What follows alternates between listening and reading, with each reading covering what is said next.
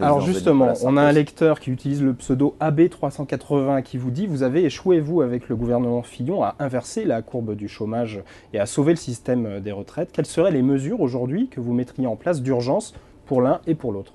Alors d'abord, on n'a pas échoué à sauver le système des retraites, puisque notre système de retraite est un système par répartition. C'est-à-dire que ce sont les actifs qui payent pour les plus anciens. On parle d'une nouvelle réforme en 2013 pour essayer de combler... On parle de système, hein, d'accord. Et donc, vous verrez qu'avec l'augmentation de l'espérance de vie, dans les 5 ans, dans les 10 ans, dans les 15 ans, dans les 20 ans, forcément, quand nous continuerons, si nous restons sur un système que je trouve vertueux, c'est-à-dire les actifs qui payent pour ceux qui sont à la retraite, il y aura toujours plus de retraités et moins d'actifs, et forcément, il faudra reculer qu'est-ce qu'il faut faire régulièrement. Reculer l'âge légal de départ, augmenter les cotisations. C'est au gouvernement maintenant à prendre ses responsabilités. Moi, je me rappelle d'une seule chose, c'est que lorsque propose l'UMP lorsque nous avons pas, mais lorsque nous ne gouvernons pas, lorsque nous avons gouverné, nous avons pris nos responsabilités. On est passé de 60 à 62 ans, d'accord. Et qu'ont dit les socialistes, le jour où on reviendra au pouvoir, on reviendra à 60 ans. Et aujourd'hui, qu'est-ce qu'ils proposent? Bon, simplement qu'ils assument leurs responsabilités. Je dis simplement que ce serait inacceptable, une des pistes qui est envisagée, de faire payer pour la première fois les retraites par les retraités eux-mêmes.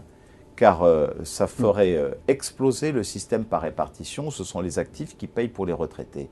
D'ailleurs, je vous l'annonce ici, en avant-première, je vais déposer dans les jours qui viennent une proposition de loi devant le Parlement pour rendre inconstitutionnel le fait que désormais on puisse baisser le niveau de la première retraite qu'on touche. Voilà. C'est scandaleux ce que subissent les retraités dans leur ensemble. Toute sa vie, tant qu'on est actif, on peut espérer voir ses revenus augmenter. Le jour où on touche sa première retraite, on sait que jusqu'au bout du bout, c'est celle-là qu'on est censé toucher. Eh bien non, parce que celle-là, eh ben, un coup c'est la CSG, un coup c'est ceci. Et donc demain, ça concerne aussi tout ce qui est ponctionné sur ce revenu. Et donc les retraités, nous devons mettre en place une sorte de bouclier à l'envers qui les protège et qui fasse que ça puisse plus jamais être moins par rapport à la première retraite qu'ils touchent. Un bouclier fiscal donc pour les retraités, c'est ça. Un bouclier à l'envers qui les protège pour faire en sorte que plus jamais ils ne puissent toucher moins, quelles que soient les réformes à venir. On va